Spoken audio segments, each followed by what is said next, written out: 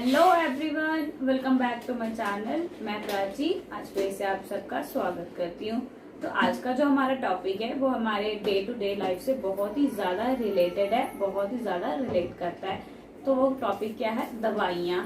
दवाइयाँ कैसे बनती है, drug discovery process.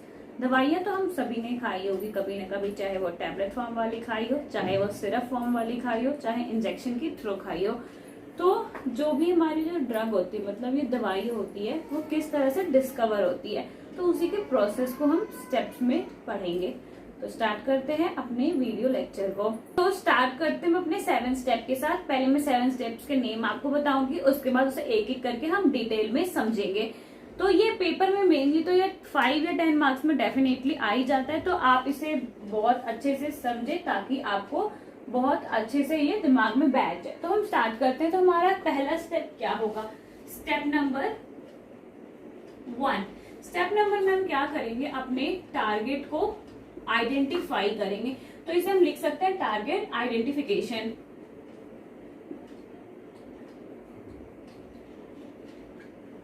Target identification. Second step को हम लिख सकते हैं टारगेट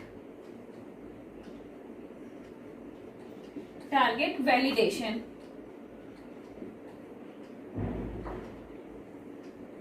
थर्ड स्टेप आ जाएगा हमारे पास लीड फाइंडिंग। फोर्थ स्टेप आ जाएगा हमारे पास lead optimisation.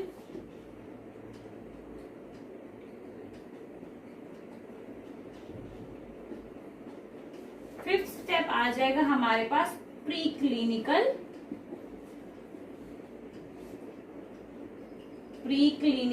Trials. Sixth step आ जाएगा हमारे पास क्लिनिकल ट्रायल्स।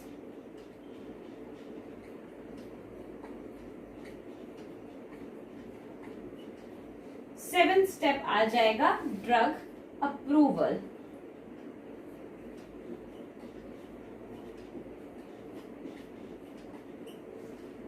तो ये है हमारे 7 स्टेप ड्रग डिस्कवरी प्रोसेस के, जिसमें हमारे पास आता है first target identification. Target identification में क्या कहते हैं, मैं भी शॉर्ट में बता रही हूँ, फिर इसको डिटेल करेंगे। टारगेट आइडेंटिफिकेशन में हम क्या करते हैं, जो भी हमारी टारगेट होती है, टारगेट ऑर्गन, टारगेट एलिमेंट, जिस डिजीज है, जिस ड्रग के लिए, जिसमें हमें ड्रग की डिस्कवरी करनी है, उसे हम फाइंड आउट करते हैं। उसे फाइंड आउट करने के बाद इसमें हम उसकी वैलिडेशन चेक करते हैं, फिर उसका लीड फाइंड करते हैं। लीड फाइंडिंग का मैं आपको बहुत ही अच्छे से बताऊंगी। उसको उसकी ऑप्टिमाइजेशन होती है। फिर जब ये 4 स्टेप कंप्लीट हो जाता है तो हमारे पास मतलब ड्रग ऑलमोस्ट रेडी होता है। उसके बाद उनकी ट्रायल्स चलती है। पहले तो प्री क्लिनिकल ट्रायल्स चलती है, उसके बाद क्लिनिकल ट्रायल्स होती है।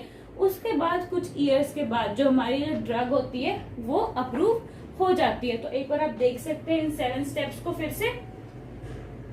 फर्स्ट है हमारे पास टारगेट आइडेंटिफिकेशन, सेकेंड है target validation, lead finding, lead optimisation, pre clinical trials, drug approval. तो ये स्टेप हमारे कुछ इस तरह से चलते हैं। या तो इसे एक फ्लो चार्ट के फॉर्म में भी अगर 2 मार्क्स में आए तो आप ड्रग डिस्कवरी प्रोसेस की डेफिनेशन को लिख के इस फ्लो चार्ट को बना सकते हैं, ताकि आपको बहुत ही अच्छे मार्क्स मिलकर। तो टारगेट आइडेंटिफिकेशन के मैंने कुछ पॉइंट्स लिखे हैं, उस पॉइंट की हेल्प से मैं आपको समझाती हूँ। टारगेट आइडेंटिफिकेशन में क्या होता है? टारगेट आइडेंटिफिकेशन करने का हमारा एम क्या होता है? इसमें understand the biological process related to disease. इसका जो हमारा फर्स्ट एम होता है वो यही होता है कि जो बायोलॉजिकल प्रोसेस हो रही है उस डिजीज के लिए, उसको हमें अंडरस्टैंड करना है। मान लो कि जैसे हमें कोई बीमारी है, तो वो जो बीमारी है, वो जो डिजीज है, वो हमारी बॉडी में किस तरह से फंक्शन कर रही है, उसे हमें आइडेंटिफाई करना है। तो यहाँ पे वही लिखा है, understand the biological process related to disease. For example हमें जुकाम हो गया तो हमारी जो बॉडी है वो किस तरह से रिस्पॉन्ड कर रही है उस डिजीज के लिए। तो हम सबसे पहले हमें बायोलॉजिकल फंक्शन पढ़ना है, biological process related to disease. उसके बाद सेकंड आता है हमारे पास इस एम नंबर 2 में, identify it's mechanism structure of individual elements. मैंने वही बताया कि जो मतलब जो डिजीज है वो डिजीज हमारे बॉडी पे किस किस तरह से, किस इंडिविजुअल एलिमेंट्स पे किस तरह से काम कर रही है, हमें उसे समझना है। इंडिविजुअल एलिमेंट्स क्या क्या हो सकते हैं, टारगेट साइट, रिसेप्टर्स, एंजाइम्स या तो प्रोटीन साइट्स भी हो सकती है।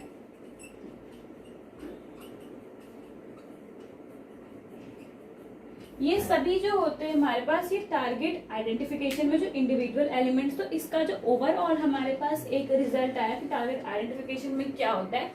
टारगेट आइडेंटिफिकेशन में जो डिजीज होती है वो हमारी बॉडी या हमारे ऑर्गन पे किस तरह से काम कर रही होती है, उसका जो बायोलॉजिकल फंक्शन होता है उसे हमें समझना होता है, उसकी स्ट्रक्चर, उसके फंक्शन को आइडेंटिफाई करना होता है हर एक इंडिविजुअल एलिमेंट्स के रिलेटेड।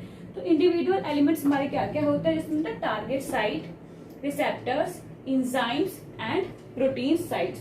तो ये होता है हमारा टारगेट आइडेंटिफिकेशन। जो टारगेट आइडेंटिफिकेशन होता है वो इन्फ्लुएंस होता है हमारा genomic, functional and proteomic structure से। इन सब के साथ वो इन्फ्लुएंस्ड होता है और इन सब की हेल्प से जो होता है जो हमारा ड्रग है उसका हम किसी भी इंडिविजुअल एलिमेंट्स में हम उसका स्ट्रक्चर एंड फंक्शन समझ पाते हैं। और हमारा यहाँ पे खत्म होता है step number 1, target identification. Target identification होता है उसमें हम अपने टारगेट को आइडेंटिफाई कर चुके होते हैं, उसका हम उसके वैलिडेशन को चेक करते हैं कि मतलब जो हमने टारगेट चूज किया है वो वैलिड है भी या नहीं है।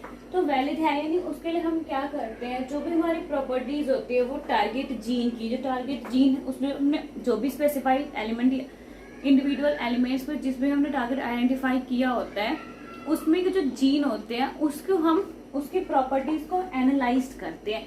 एनालाइज कहाँ पे करते हैं उसकी प्रॉपर्टी को, डिजीज मॉडल पे करते हैं। डिजीज मॉडल हमारे पास कौन कौन से होते हैं, सेल मॉडल्स, एनिमल मॉडल्स और टेस्ट ट्यूब मॉडल्स। इन तीनों को हम डिजीज मॉडल्स बोलते हैं, जिसपे हम अपनी जो हमने टारगेट आइडेंटिफाई किए हैं उसकी हम इस पे वैलिडेशन को चेक करते हैं। अगर तो कोई स्पेसिफिक एक्शन या तो कोई भी हमारे पास फेवरेबल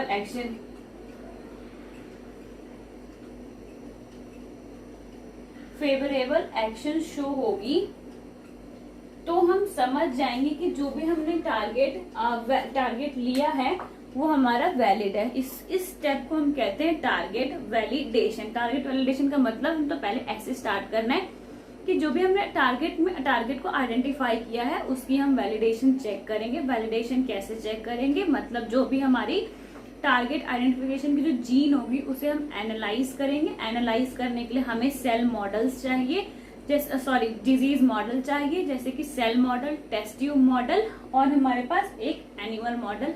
अगर उसमें हमारी जो जीन है वो स्पेसिफिक एक्शन या तो फेवरेबल एक्शन शो करती है तो हमारी जो टारगेट है वो वैलिड हो जाती है।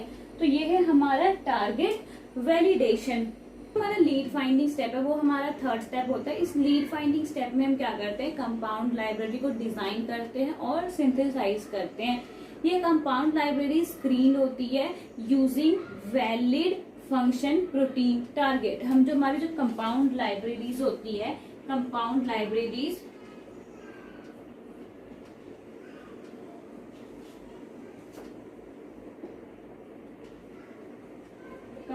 लाइब्रेरीज को हम स्क्रीन करते हैं। स्क्रीन किसकी हेल्प से करते हैं, वैलिडेटेड फंक्शन प्रोटीन टारगेट से, उससे हम इसे स्क्रीन करते हैं। स्क्रीन करने के बाद क्या होते हैं, जो भी जो कंपाउंड होते हैं हमारे पास, अगर वो फर्स्ट स्टेट में ही अपनी जो हिट्स को शो करने, तो जो अपनी एक्टिविटीज को शो करने लगते हैं, मतलब हमारे पास फॉर एग्जांपल 1 2 3 हमने 4 टारगेट को आइडेंटिफाई कर लिया और जब कंपाउंड लाइब्रेरीज में जो भी अपने सीक्वेंस को प्रोटीन टारगेट के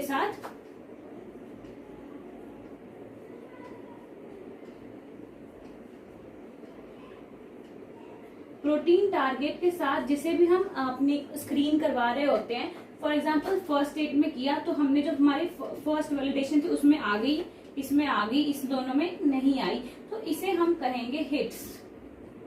जो हमारे फर्स्ट टाइम में ही आ गई, अपनी टारगेट वैलिडेशन को हमने अपनी जो स्क्रीनिंग है वो अपनी प्रोटीन टारगेट के साथ करवाई और जो फर्स्ट डिग्री में ही हमारे पास आ गए उसे हम हिट्स कहेंगे। उसके बाद जो हमारा मैक्सिमम डेली का डोज होता है, वो 250 से 500 मिलीग्राम तक ही रहता है हमारे पास। इतना तक का हमारा डोज होता है जो कि हम डेली दे सकते हैं। उसके बाद क्या होता है, जो ड्रग होती है वो एब्जॉर्ब हो जाती है, शूट हो जाती है, शूटेड मतलब मेटाबॉलिक एक्टिविटी जो होती है उसके साथ बहुत इजीली फिट हो जाती है। और जो हमारा इस ड्रग का जो भी हमारे पास टॉक्सिक इफेक्ट या कोई कॉज हो वो हमें पता होना चाहिए। मतलब जो इस डोज में हमने किया इसका कोई भी टॉक्सिक इफेक्ट नहीं होना चाहिए, अगर है तो वो हमें पता होना चाहिए, या कोई एडवर्स इफेक्ट है तो ओवरऑल हमने इस लीड फाइंडिंग स्टेप में क्या देखा। इस लीड फाइंडिंग स्टेप में हम सबसे पहले क्या करते हैं, अपनी कंपाउंड लाइब्रेरी को डिजाइन करते हैं, सिंथेसाइज करते हैं। उस कंपाउंड लाइब्रेरी में जो हम स्क्रीन करते हैं using valid function protein target, valid function protein target का हेल्प से लेके हम इन सब को अपने जो प्रोटीन टारगेट के साथ उसे हम स्क्रीन करते हैं। स्क्रीन करने के बाद जो फर्स्ट राउंड में ही मैचेस या एक्टिविटी शो करती है उसे हम हिट्स बोलते हैं। हिट्स बोलते हैं उसका जो हमारे डोजेज होते हैं ड्रग देने का वो 250 से 500 मिलीग्राम तक की ही होती है। उसके बाद जो ड्रग हमारी मेटाबॉलिक एक्टिविटी में बहुत ही इजीली एब्जॉर्ब होनी चाहिए और कोई भी टॉक्सिक इफेक्ट या एडवर्स इफेक्ट नहीं होना चाहिए। लीड ऑप्टिमाइजेशन, ऑप्टिमाइजेशन में क्या होता है, हमारे पास जो भी हमने कंपाउंड लाइब्रेरीज को सिंथेसाइज किया था और डिजाइन किया था और उसमें जो हमने हिट्स वगैरह को चेक किए थे, अब हम उसकी ऑप्टिमाइजेशन करेंगे। ऑप्टिमाइजेशन मतलब उसे हम आइडेंटिफाई करेंगे कैसा है वो कैसा है। जो भी कंपाउंड हमने डेवलप किया था अपने इस लीड फाइंडिंग वाले स्टेप में, उसकी अब हम इसमें क्या करेंगे, एम क्या होता है, हम उसकी जो पोटेंशियल होगी मतलब जो उस दवाई का काम करने का क्षमता होगा उस डिजीज के लिए वो बहुत ही ज्यादा हाई हो, मतलब हाई पोटेंशियल का हो। सेलेक्टिविटी बहुत ज्यादा हो, मतलब जैसे कि ये ड्रग हमने एक कोई ड्रग लिया किसी पर्टिकुलर बीमारी के लिए, वो उस पर जाके बहुत अच्छे से काम करे, उसकी सेलेक्टिविटी बहुत अच्छी। प्रोफाइल, तो इसमें इसका मतलब ये होता है कि जो भी हमारा जो फार्माकोकाइनेटिक प्रोफाइल जो होगा उसके लिए बहुत ही ज्यादा कैपेबल होना चाहिए जो भी हमने कंपाउंड लिया है अपने ड्रग को बनाने के लिए। और ये नॉन टॉक्सिक होना चाहिए, ये तो इसका एम होता है। इसके साथ साथ क्या होना चाहिए हमारे पास, नॉन टॉक्सिक एंड म्यूटाजेनिक भी नहीं होना चाहिए। Non toxic and non mutagenic होना चाहिए। तो लीड ऑप्टिमाइजेशन स्टेप में यही होता है। तो इसके बाद आता है हमारे पास pre clinical trials, clinical trials and drug approval. तो एक बार मैं अपने फर्स्ट सेकंड थर्ड स्टेप को फिर से रिपीट करती हूँ। जो हमारा फर्स्ट स्टेप था टारगेट आइडेंटिफिकेशन, उसमें हमने क्या किया था, जो बायोलॉजिकल एक्टिविटी थी हमारी किसी भी डिजीज के अगेंस्ट उसको हमने पढ़ा था, उसे हमने आइडेंटिफाई किया था। और जो इंडिविजुअल एलिमेंट्स होते हैं जैसे कि target site, receptor, protein site, enzymes, इन सबको हमने ध्यान में रखते हुए अपनी टारगेट को आइडेंटिफाई किया था। आइडेंटिफाई करने के बाद किया था हमने टारगेट को वैलिड किया था। टारगेट वैलिड करने का क्या कैसे करते हैं, जैसे कि हमने कोई भी अपना टारगेट को सेलेक्ट कर लिया, टारगेट सेलेक्ट करने के बाद हमने क्या किया, कोई डिजीज मॉडल लिया जैसे test tube, cell model, animal model, उस पर कोई भी स्पेसिफिक एक्शन या फेवरेबल एक्शन शो होता है तो हमारा टारगेट वैलिड हो जाता है। जब हम टारगेट जीन को अपने डिजीज मॉडल के साथ हम उसकी स्टडी करते हैं।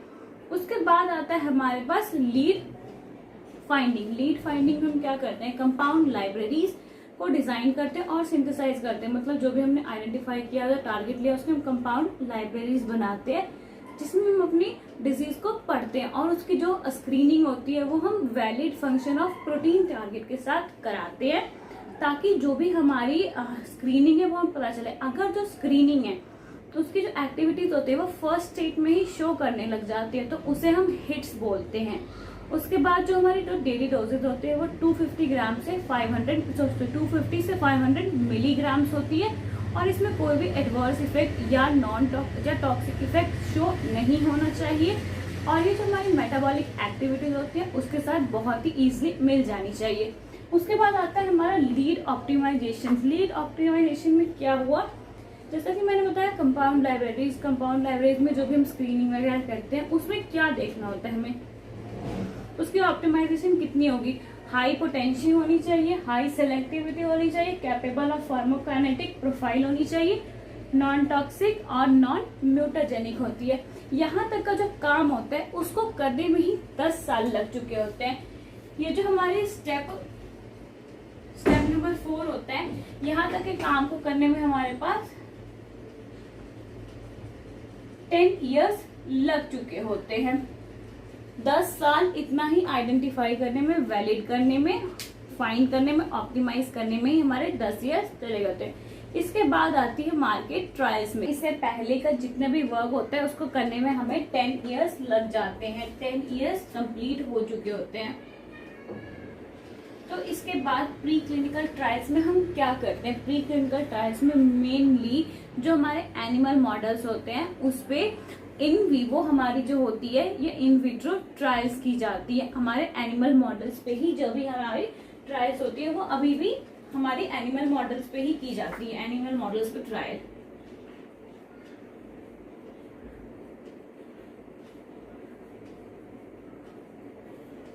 एनिमल मॉडल्स पे ट्राई की जाती है ताकि जो भी एडवर्स इफेक्ट या जो भी कोई नई ड्रग बनी है उसकी सेफ्टी या उसकी एफिकेसी ये सब कितनी है, ये सब हम अपने एनिमल मॉडल्स पे ट्राई करके फाइंड आउट करते हैं। तो प्री क्लिनिकल ट्रायल्स में बेसिकली यही होता है कि जो भी नई ड्रग बनी उसकी सेफ्टी को प्रूव करने का, मतलब उसे ह्यूमन ट्रायल्स पे करने से पहले हम उसे अपने जो भी हमारे एनिमल मॉडल्स या डिजीज मॉडल्स होते हैं जो हमारे ह्यूमन बींग से सिमिलर होते हैं जिनके सिस्टम्स, उन पे हम ट्रायल्स करते हैं। अगर वो उस जो ड्रग होती है उसको क्रॉस कर जाती है, सक्सेसफुली क्रॉस कर जाती है बिना ही कोई एडवर्स इफेक्ट दिखाए, तो ये जाती है हमारी क्लिनिकल ट्रायल्स में। ये थी हमारी pre clinical trial. Clinical trials में animal model, pre clinical trials में हम एनिमल मॉडल्स वगैरह को यूज करते हैं और जो ड्रग होती है उसकी मेटाबॉलिक एक्टिविटीज वगैरह को स्टडी करते हैं।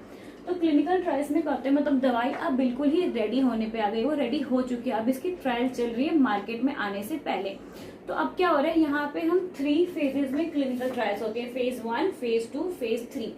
फेज 1 में क्या होता है, जो दवाइयाँ होती है वो 20 से 100 हेल्दी वॉलेंटियर्स, मतलब जो हेल्दी वॉलेंटियर्स मीन्स अपने आप से अपने आप को डोनेट करते हैं कि मतलब आप मेरे ऊपर ट्राई कर सकते हो। तो 20 से 100 जो हेल्दी वॉलेंटियर होते हैं वो उन पे दवाइयों के ट्रायल्स होते हैं। अगर तो उन बंदों को कुछ नहीं होता है तो जो हमारी ड्रग होती है वो सेकेंड स्टेप में मूव करती है, मतलब सेकेंड फेज में मूव करती है। उसमें क्या होता है, उस ड्रग को 100 से 300 पेशेंट वॉलेंटियर, मतलब वो पेशेंट जो होते हैं जो कहते हैं, जो बीमार तो होते हैं उस डिजीज से, वो कहते हैं कि हम पे ट्राई कर लो, तो ये उन पे ट्रायल होती है। अगर जो ड्रग होती है उसको भी क्रॉस कर जाती है तो आती है वो हमारे फेज 3 में। यहाँ पे 1000 पेशेंट वॉलेंटियर, पहले में हमारा क्या था 20 to 100 हेल्दी वॉलेंटियर्स पे ट्राई होंगे। अगर उससे क्रॉस हो गई तो पेशेंट वॉलेंटियर्स पर कितनी 100 से 300, उसके बाद 1000 पेशेंट वॉलेंटियर्स पे विद सेफ्टी के साथ इन पे ट्रायल होगी। अगर जो ड्रग इसे भी क्रॉस कर जाती है तो वो आगे ड्रग अप्रूवल के लिए चली जाती है। अगर तो ड्रग यहाँ तक भी किसी भी स्टेप में फेल हो जाती है तो जो 10 साल की मेहनत थी या कुछ भी, वो ड्रग वहीं पे रुक जाती है, वो ड्रग फर्दर आगे मूव नहीं कर पाती है। हम खाते तो है बहुत छोटी सी ड्रग, पर हमें क्या लगता है कि वो बहुत इजी, कितनी आसानी से बना होगा ये वो, पर उसके पीछे इतने सारे प्रोसेस जो होते हैं वो लगे होते हैं। तो यहाँ पर इसके बाद आता है हमारे पास ड्रग अप्रूवल। ड्रग अप्रूवल के लिए वही ड्रग्स जाती है जो इन तीनों स्टेप को या इस फेजेस को क्लिनिकल ट्रायल में क्रॉस कर जाती हैं। उसके बाद जो हमारा फाइनल स्टेप है ड्रग अप्रूवल, आफ्टर जो 6 स्टेप्स को क्रॉस कर जाती है हमारी ड्रग, तो हमारी ड्रग आती है ड्रग अप्रूवल में। ड्रग अप्रूवल जो हमारी फूड एंड ड्रग एडमिनिस्ट्रेशन कंपनियां उसके द्वारा अप्रूव हो जाती है, कोई IP, USP इन सब कंपनीज के हेल्प से जो हमारी ड्रग हो जाती है अप्रूव हो जाती है।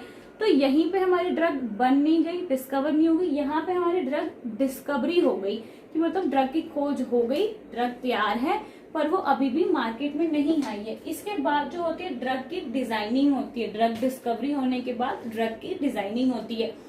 ड्रग की डिजाइनिंग कैसे, लिगेंड बेस्ड, कंप्यूटर एडेड या स्ट्रक्चर बेस्ड, इनकी जो होती है उसकी हेल्प से जो ड्रग होते हैं हमारे डिजाइन होते हैं, उसके बाद वो फर्दर मार्केट में आते हैं। तो आज का जो हमारा टॉपिक था बस ड्रग डिस्कवरी प्रोसेस, ड्रग की डिजाइनिंग हम इसके फर्दर वीडियोस में करेंगे। तो आज हमने देख लिया बस 7 स्टेप की मतलब ड्रग कैसे डिस्कवर होता है। तो हमने देखा ड्रग की आइडेंटिफिकेशन, उसकी validation, finding, optimisation, pre clinical trials, clinical trials and drug approval. ये हमारे 7 स्टेप थे जिसकी हेल्प से हमने ड्रग डिस्कवरी की प्रोसेस को कंप्लीट किया। तो अगर आपको वीडियो अच्छा लगा हो तो आप मेरे चैनल को सब्सक्राइब करके बेल आइकन को जरूर दबाएं, और अगर आपको कोई डाउट हो तो आप प्लीज उसे कमेंट बॉक्स में कमेंट करें, मैं फिर बिल्कुल ही आप रिप्लाई बहुत ही जल्दी करूंगी। Thank you.